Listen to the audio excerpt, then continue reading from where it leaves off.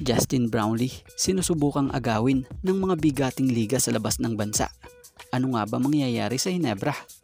And Dave Ildefonso, nasa radar na rin nila Coach Yeng para sa Ross? So yan nga ang ating mga tatalakayin. Pero bago ang lahat, shoutout muna sa mga solid nating ka-teammate na sila Jose Marie Tolentino, Dobrali Juanico, Scout Ranger, Arnold Salazar, and User. So ang Rain or Shine nga ay may mga nakatakdang 7 and 8 na draft pick sa first round sa paparating na PBA Rookie Draft at may pang 13 pick pa nga sila. So ilang mga naging update nga po patungkol rito sa Rain or Shine ay plano nga nilang kumuha ng big man at yun ang nangunguna nilang priority dahil na nga sa naghahanda rin sila dahil yung Bo Belga di na rin bumabata at papunta na rin sa edad na pagpaparetiro. So bukod dyan isa rin pala sa tinitingnan ng kapo ng Ross ay yung kapatid ni Sean Ildefonso na si Dave Ildefonso dahil sa big guard nga ito with a height of 6'3". So about naman kay Dave Ildefonso matatanda ang isa ito sa lalahok sa 2024 PBA Rookie Draft kung saan inamin niya nga ito nung ensayo nila sa Strong Group Athletics. So alam nyo bang inamin din ni Ildefonso ang kanyang mga team na gustong mapaglaruan kung papalarin gaya ng Converge kung saan andon nga raw yung madaming taga-Ateneo. Pero di man niya sinabi na andon yung tatay niya.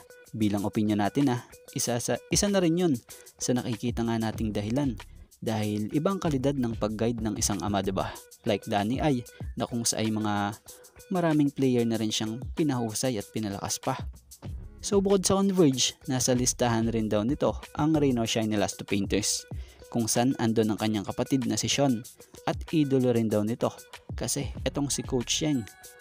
Bukod dyan, nasa listahan rin ito ang San Miguel Beermen na mahigit isang dekadang naging team sa PBA ng kanyang amang si Danny Ay.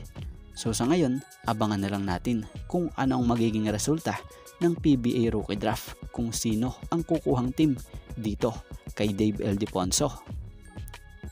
At malipat naman tayo sa patungkol kay Gilas Naturalized and Ginebra Resident Import Justin Brownlee. So iba talaga kapag magaling na at humble player pa. Maraming kukuha talaga sa iyo katulad na lamang nitong si Justin Brownlee sa kakatapos lang na FIBA OQT. Marami ang nakascouts kay Justin Brownlee at gusto siyang kunin bilang import.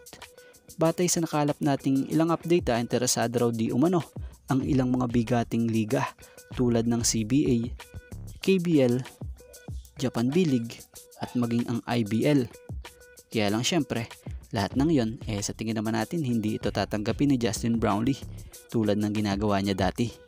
Dahil sa loyal nga po ito sa koponan ng Barangay Ginebra San Miguel na kung saan siya'y naglalaro sa ating pambansang liga dito sa PBA. Kaya naman, sorry na lang dun sa gustong kumuha kay Justin Brownlee. Siguro, maaari nyo siya makuha pag Philippine Cup ng PBA dahil dun lang siya available.